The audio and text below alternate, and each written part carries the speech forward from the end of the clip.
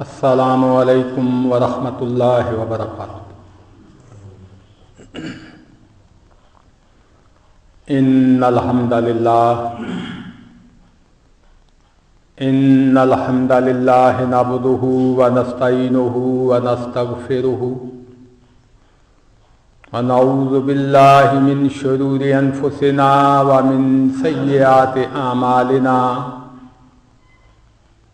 من يهده الله فلا مضل له ومن يضلله فلا هادي له،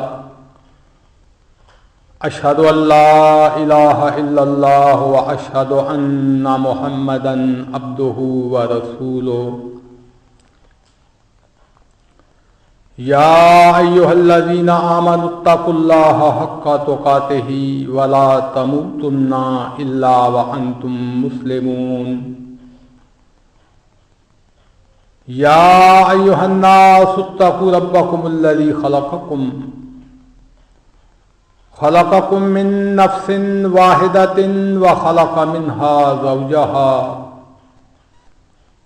وبث منهما رجالا كثيرا ونساء، واتقوا الله الذي تساءلون به والأرحام ان اللہ کان علیکم رقیبا۔ یا ایھا الذین آمنوا اتقوا اللہ وقولوا قولا سدیدا یصلح لکم اعمالکم ویغفر لکم ذنوبکم ومن یطع اللہ ورسولہ فقد فاز فوزا عظیما۔ اما بعد فإن خير الحديث كتاب الله وخير الهدي هدي محمد صلى الله عليه وسلم وشر الأمور محدثاتها وكل محدثة بدعة وكل بدعة ضلالة وَكُلَّ ضَلَالَةٍ فِي النَّارِ۔ اعوذ باللہ السمیع العلیم من الشیطان الرجیم من حمزہ ونفخہ ونفثہ، بسم اللہ الرحمن الرحیم۔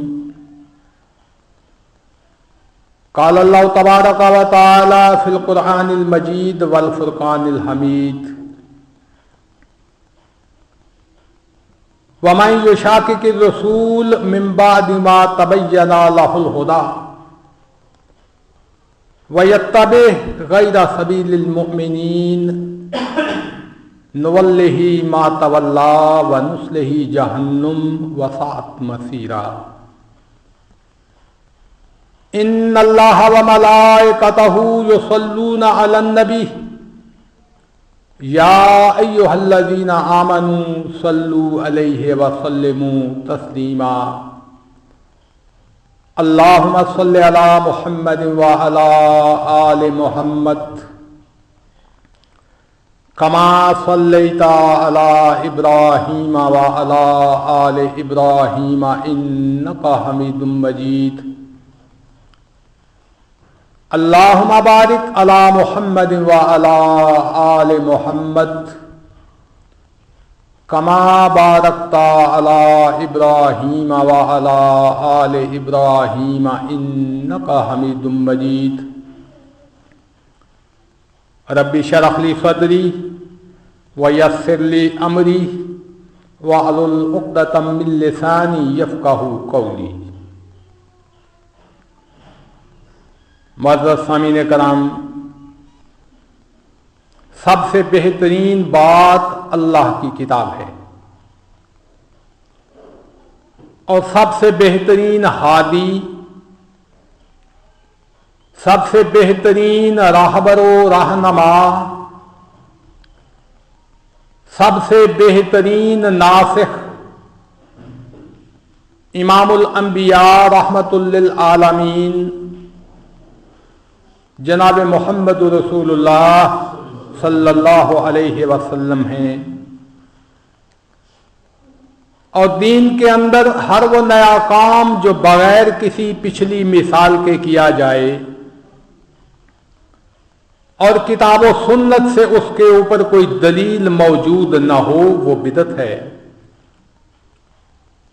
ہر بدعت گمراہی ہے اور گمراہی انسان کے جہنم میں جانے کا سبب بن جاتی ہے۔ اللہ رب العزت سے دعا ہے کہ وہ ہمیں بدعات سے بچنے کی توفیق عطا فرمائے، آمین یا رب العالمین۔ معزز دوستو، دین اسلام اللہ اور اللہ کے رسول جناب محمد رسول اللہ صلی اللہ علیہ وسلم کی اطاعت کا نام ہے۔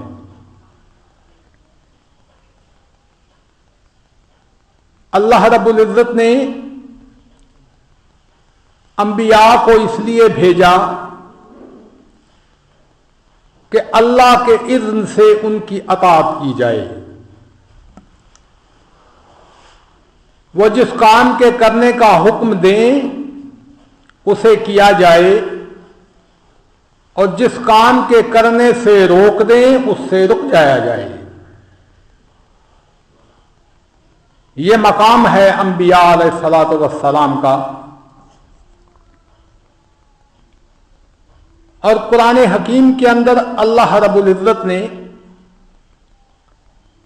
نبی مکرم جناب محمد رسول اللہ صلی اللہ علیہ وسلم کا یہ مقام کئی جگہ پہ بیان کیا ہے۔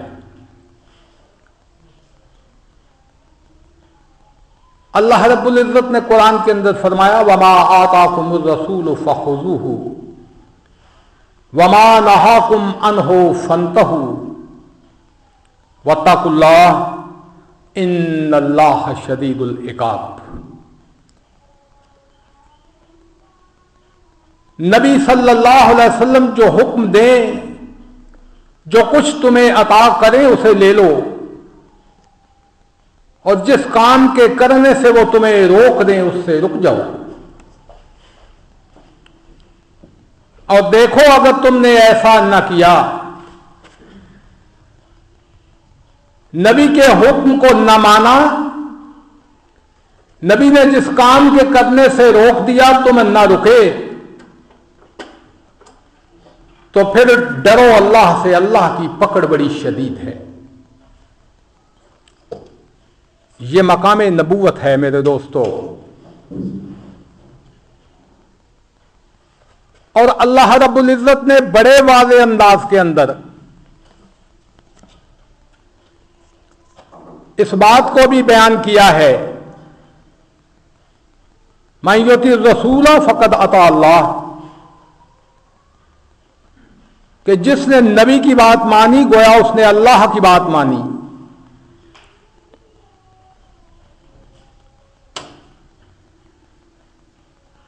اسلام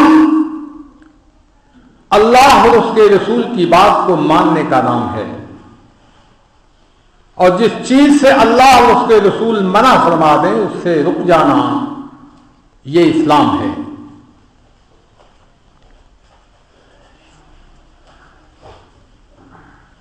اللہ رب العزت نے پیغمبر علیہ الصلوۃ والسلام کا یہ مقام بہت ساری جگہوں پہ قرآن کے اندر بیان کیا ہے، اور خود محمد رسول اللہ صلی اللہ علیہ وسلم کا فرمان اقدس ہے۔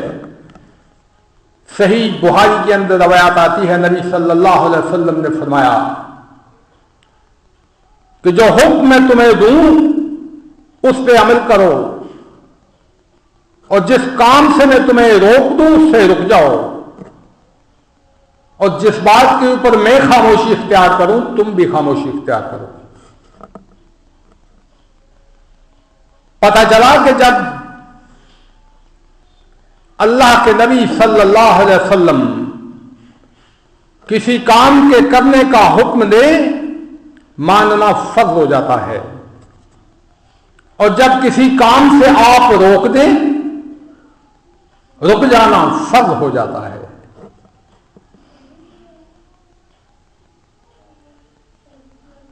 لیکن ہوتا یہ ہے کہ جب اللہ کے نبی صلی اللہ علیہ وسلم کا کوئی فرمان، آپ کا کوئی عمل، آپ کا کوئی قول، آپ کا کوئی فعل تقلید کے آڑے آ جاتا ہے، تقلید اس پہ عمل کرنے سے انسان کو روکتی ہے، تو پھر اللہ کے نبی صلی اللہ علیہ وسلم کے اس ثابت شدہ عمل کی تعویل کرنے کی کوشش کی جاتی ہے، اور یہ نہ ہو سکے تو پھر یوں کہہ دیا جاتا ہے کہ یہ اللہ کے نبی صلی اللہ علیہ وسلم کا یہ عمل منسوخ ہو گیا، یا نبی صلی اللہ علیہ وسلم نے اس کام کے کرنے سے روک دیا تھا۔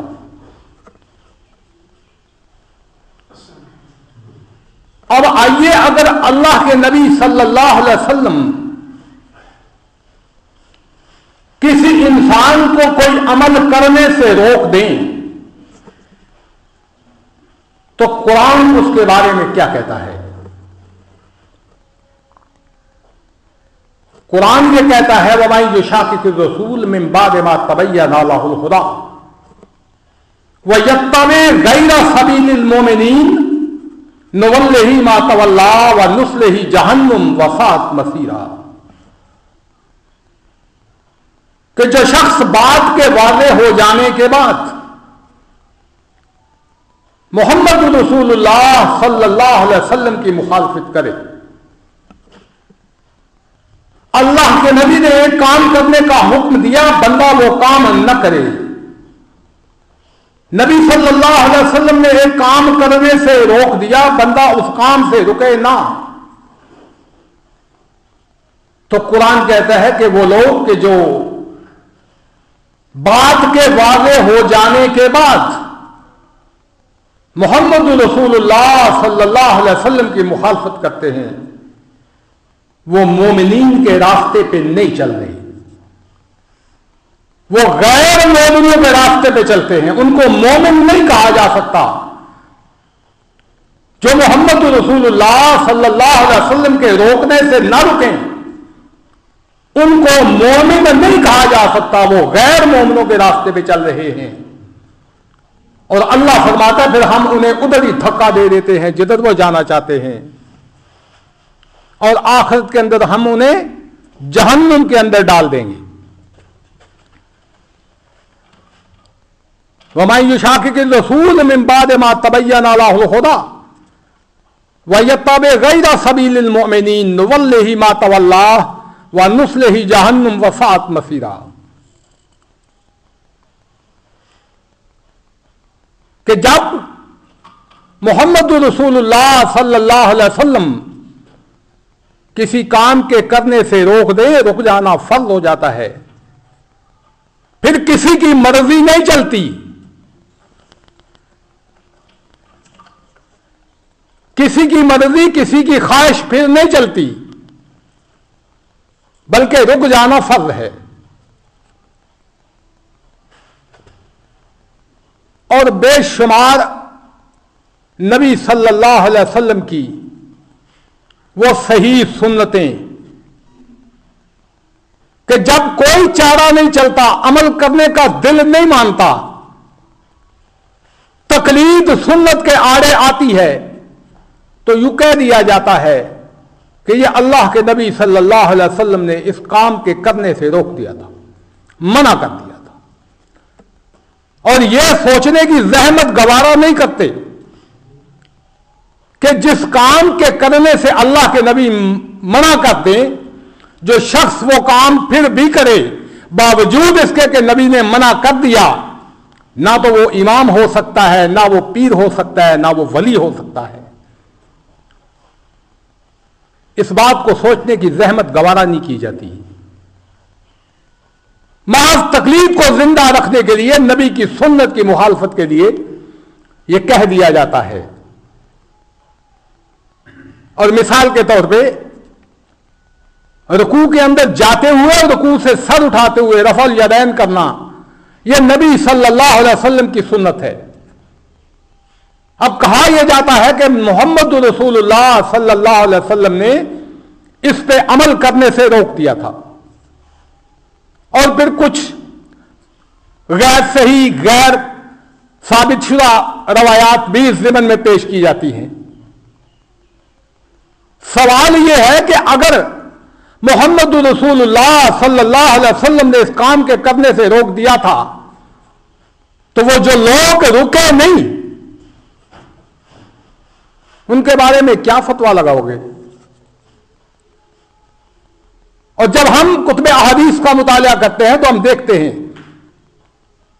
کہ امام مالک نہیں رکے، امام شافعی نہیں رکے، امام احمد بن حنبل نہیں رکے، امام بخاری نہیں رکے، امام مسلم نہیں رکے، امام ترمذی، نسائی، ابن ماجہ، دارقطنی، امام بہقی نہیں رکے، اور سب سے بڑی بات کہ شیخ عبد القادر جیلانی نہیں رکے، سارے کے سارے اپنی ساری کی ساری زندگی رفع الیدین کے ساتھ نماز ادا کرتے رہے۔ اگر اللہ کے نبی نے روک دیا تھا، اور یہ قانون ہے کہ منسوخ کے اوپر عمل کرنا یہ حرام ہے، جس کام سے محمد رسول اللہ صلی اللہ علیہ وسلم کرنے سے روک دیں اس کام کو کرنا حرام ہو جاتا ہے۔ تو جو حرام کام کرے وہ امام نہیں ہو سکتا، وہ ولی نہیں ہو سکتا، وہ پیر نہیں ہو سکتا۔ لیکن تقلید چونکہ اندھی ہوتی ہے، وہ ان چیزوں کو سوچنے کی زحمت ہی نہیں بندے کو دیتی، وقت ہی نہیں دیتی۔ وہ اپنی ناک کی سیدھ میں دیکھتا ہے، صرف اپنی تقلید کو بچانے کے لیے اللہ کے نبی صلی اللہ علیہ وسلم سے ثابت شدہ وہ امر کہ جن کے اوپر بے شمار امت کا طبقہ کاربن ہے، آسانی سے کہہ دیا جاتا ہے اللہ کے نبی نے منع فرما دیا۔ اور میرے دوستوں کبھی یہ سوچنے کی زحمت کیا کرو کہ اگر اللہ کے نبی نے منع فرما دیا تھا تو عمل کرنا حرام ہے، اور جو حرام عمل کرے وہ نہ امام ہو سکتا ہے، نہ ولی ہو سکتا ہے، نہ پیر ہو سکتا ہے۔ اللہ سے دعا ہے کہ وہ ہمیں نبی صلی اللہ علیہ وسلم کی صحیح ثابت شدہ سنتوں پہ عمل کرنے کی توفیق عطا فرمائے، اور بے جا تعویلات اور بے جا فلسفے بگاڑنے سے ہمیں بچا لے، اس لیے کہ کل قیامت والے دن جواب ہم نے دینا ہے، ہماری جگہ کسی اور نے جواب نہیں دینا۔ آئیے کتاب اللہ کا مطالعہ شروع کرتے ہیں۔ پچھلے خطبہ جمعہ کے اندر ہم نے سورۃ البقرہ کی آیت نمبر 274 تک قرآن کو پڑھا تھا۔ جو کچھ ہم نے پڑھا اس کے اندر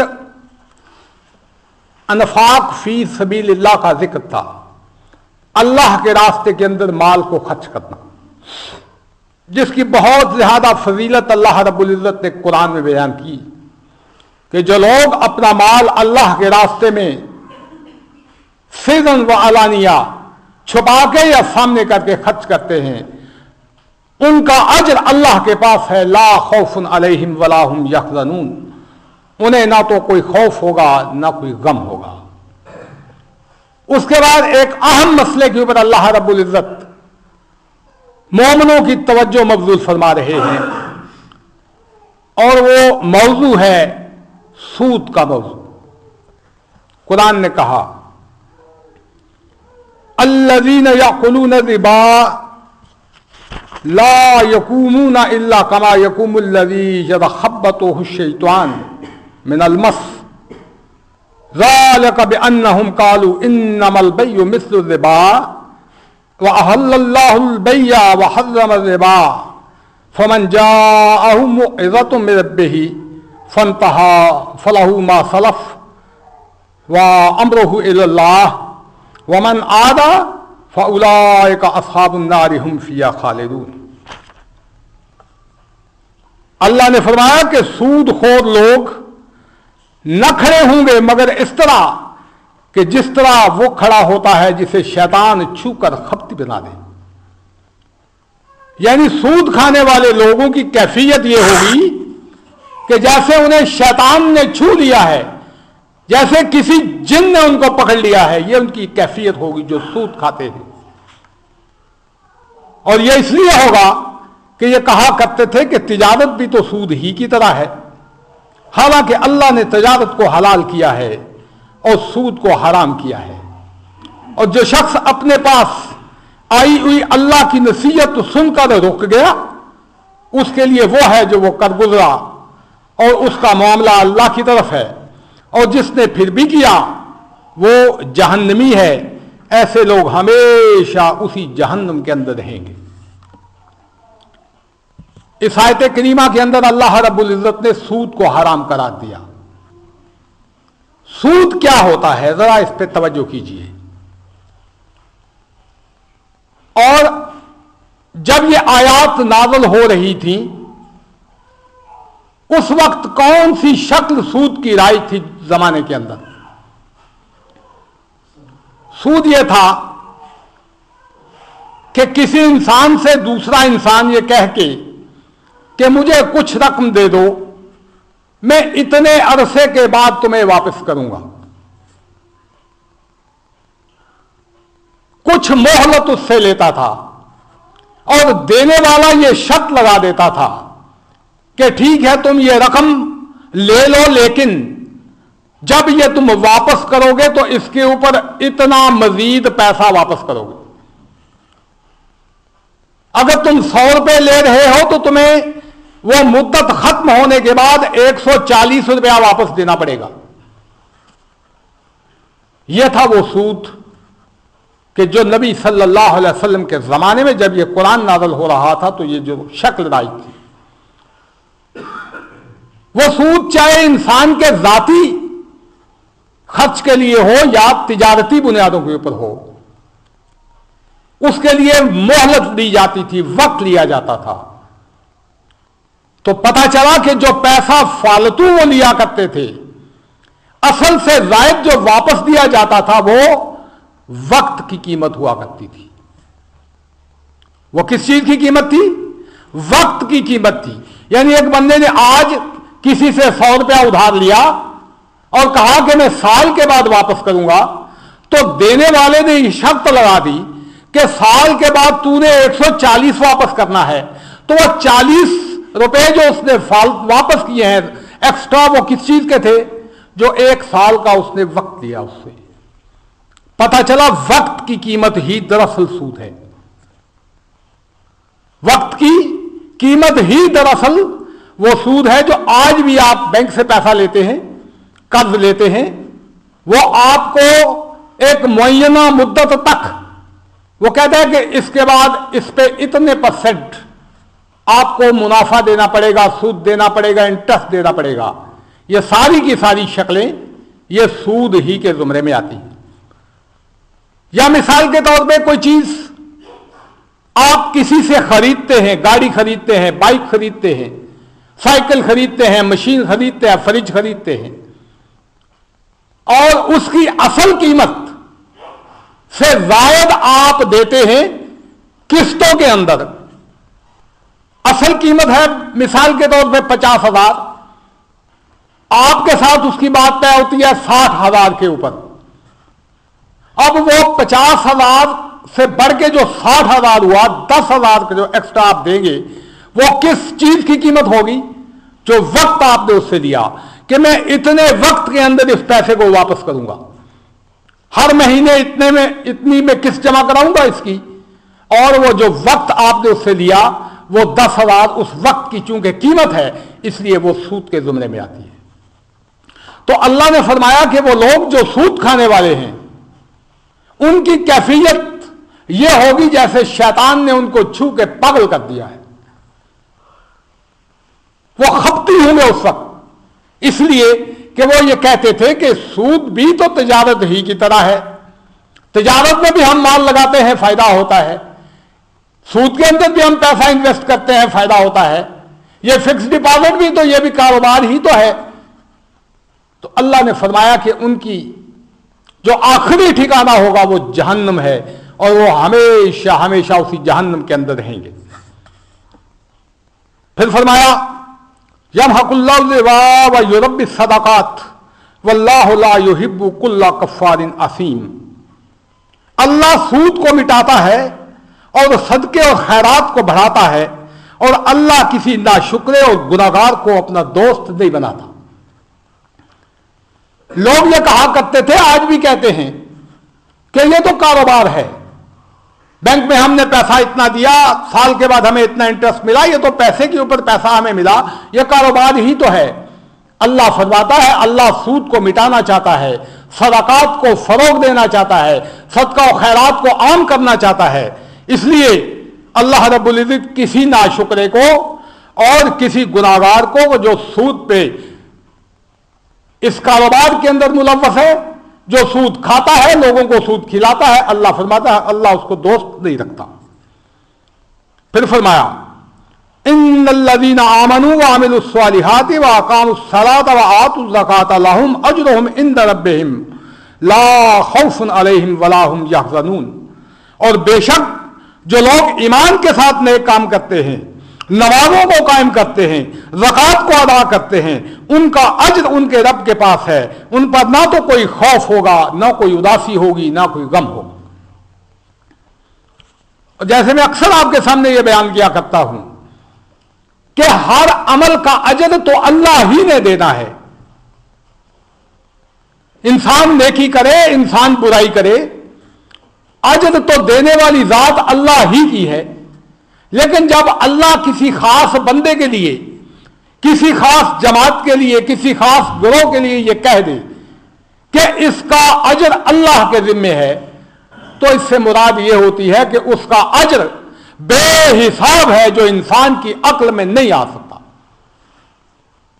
अजर देना अल्लाह का काम है, लेकिन जब वो ये कहता है कि उनका अजर अल्लाह के पास है, लहुम अज्रुहुम इंद रब्बिहिम, उनका अजर उनके रब के पास है, तो इससे मुराद ये होती है कि उस चीज का अजर इंसान की अक्ल में नहीं आ सकता।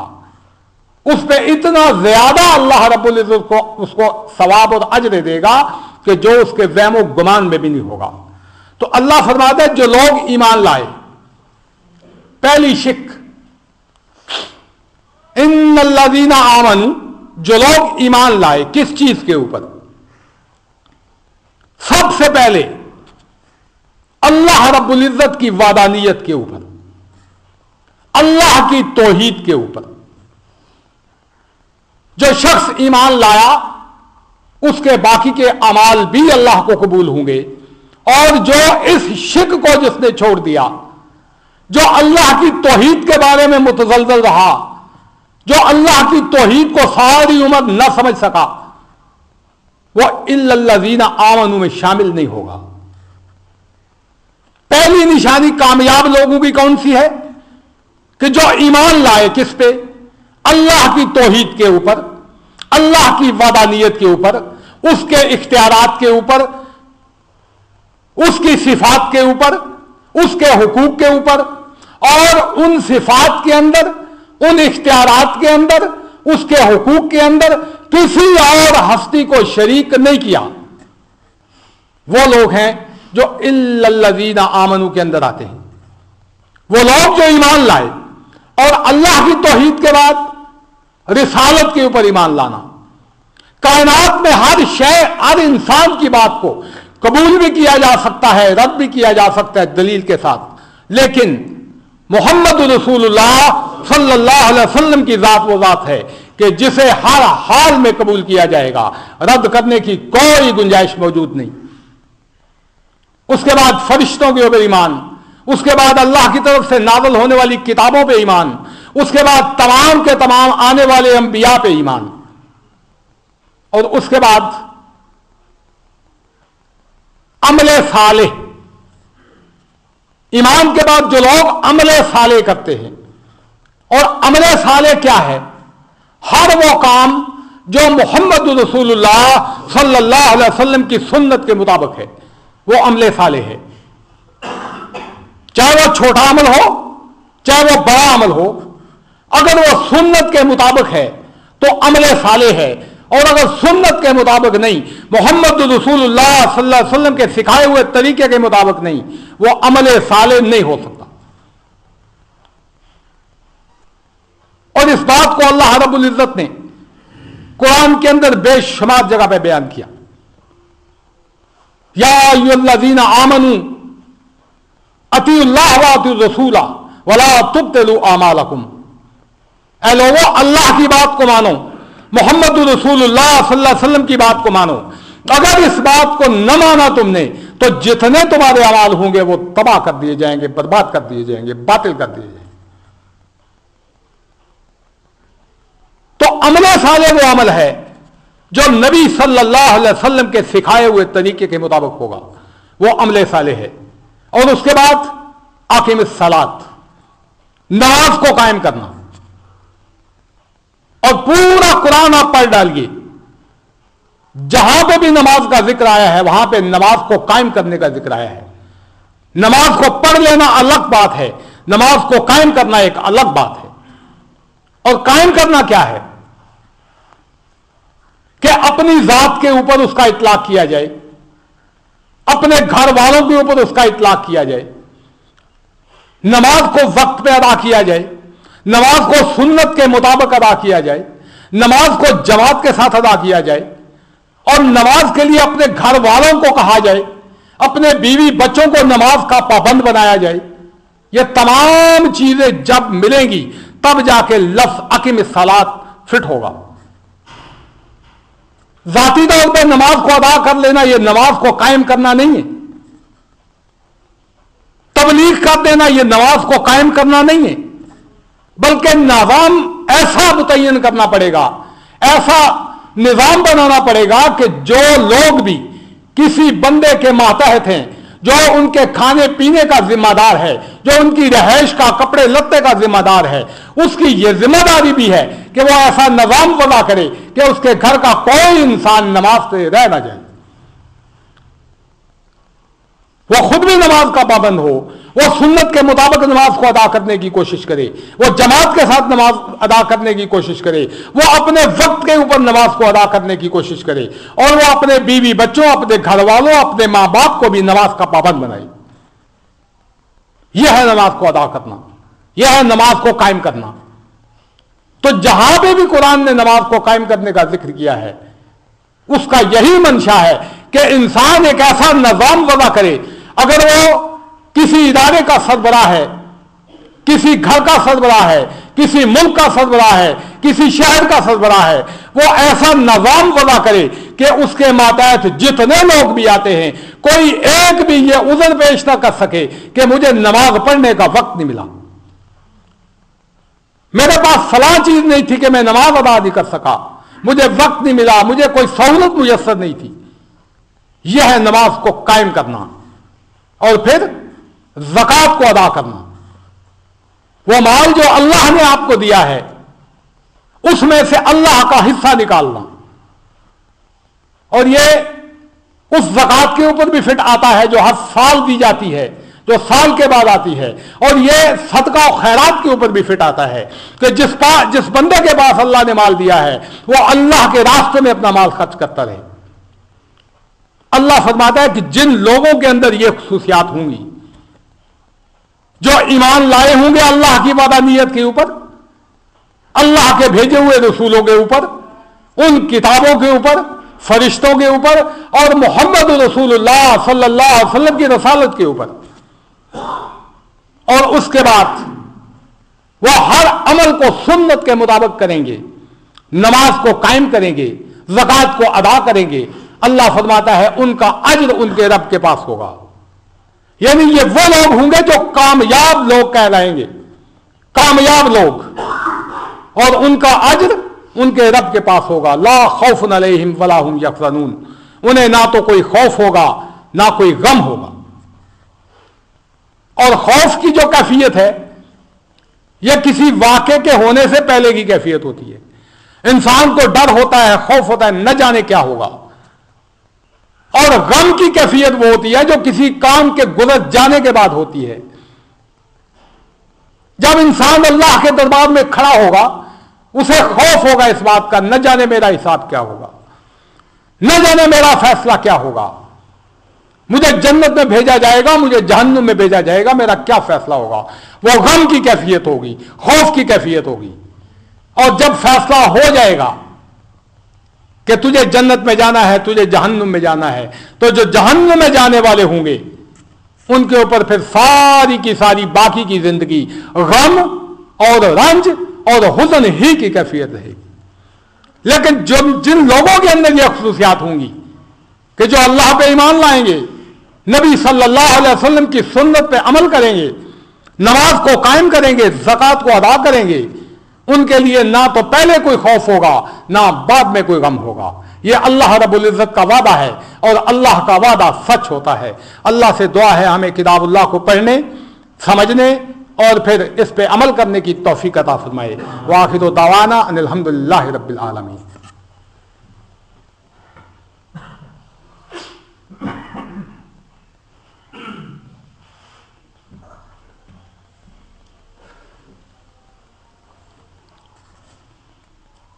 ان الحمد للہ نحمدہ ونستعینہ ونستغفرہ ونعوذ باللہ من شرور انفسنا ومن سیئات اعمالنا من یہدہ اللہ فلا مضل لہ ومن یضللہ فلا ہادی لہ اشہد ان لا الہ الا اللہ واشہد ان محمدا عبدہ ورسولہ فإن خیر الحدیث کتاب اللہ وخیر الہدی ہدی محمد صلی اللہ علیہ وسلم وشر الامور محدثاتها وکل محدثۃ بدعہ وکل بدعۃ ضلالہ وکل ضلالۃ فی النار۔ ان اللہ وملائکتہ یصلون علی النبی یا ایھا الذین آمنوا صلوا علیہ وسلموا تسلیما۔ اللہم صل علی محمد وعلی آل محمد کما صلیت علی ابراہیم وعلی آل ابراہیم انک حمید مجید۔ اللہم بارک علی محمد وعلی آل محمد کما بارکت علی ابراہیم وعلی آل ابراہیم انک حمید مجید۔ معزز دوستو، آج ہم نے سورۃ البقرہ کی آیت نمبر 275 سے لے کے 277 تک قرآن حکیم کو پڑھا، اور قرآن حکیم کو پڑھنے سے پہلے میں نے ایک مسئلے پہ تھوڑی سی روشنی ڈالی تھی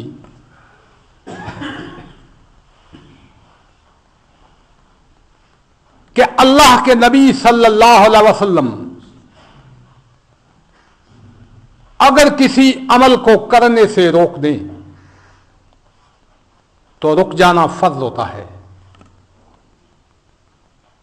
اور جو شخص باوجود اس کے کہ اسے پتا چل گیا کہ اللہ کے نبی صلی اللہ علیہ وسلم نے اس عمل سے روک دیا ہے، باوجود بات کے واضح ہو جانے کے بعد اگر وہ نہیں رکتا تو یہ سمجھ لیں کہ وہ مومن نہیں ہے۔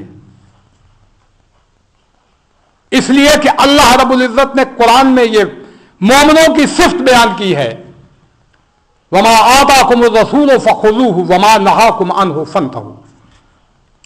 مومنوں کی صفت یہ ہوتی ہے کہ جب نبی کوئی حکم دے تو وہ مان لیتے ہیں، اور جب نبی کسی کام کے کرنے سے روک دے وہ رک جاتے ہیں۔ تو اگر اللہ کے نبی صلی اللہ علیہ وسلم نے رکوع سے سر اٹھاتے رفع الیدین کرنے سے روک دیا تھا، تو وہ جتنے لوگ جو اس عمل کو کرنے سے نہیں رکے ان کے بارے میں یہ فتویٰ دینا پڑے گا آپ کو کہ وہ مومن نہیں تھے۔ کیوں؟ اس لیے کہ نبی نے روک دیا، وہ رکتے نہیں ہیں۔ لہذا دین کے معاملات میں بڑی احتیاط کی ضرورت ہوتی ہے۔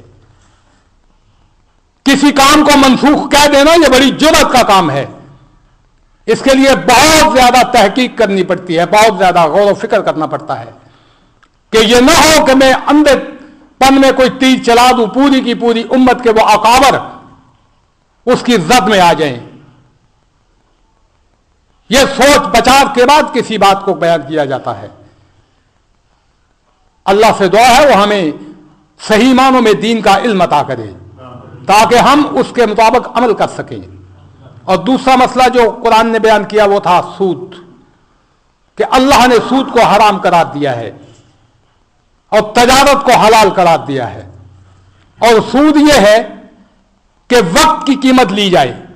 یہ آسان الفاظ میں آپ کو سمجھانے کے لیے میں بتا رہا ہوں کہ اگر آپ کسی سے کوئی چیز لیتے ہیں, کوئی مال لیتے ہیں, روپیہ پیسہ لیتے ہیں, اور آپ کو پابند کیا جاتا ہے کہ جب آپ اتنے عرصے کے بعد یہ واپس کریں گے تو اتنا فالتو ایکسٹرا مال دیں گے, تو چونکہ یہ وقت کی قیمت ہے لہذا یہ سود ہے.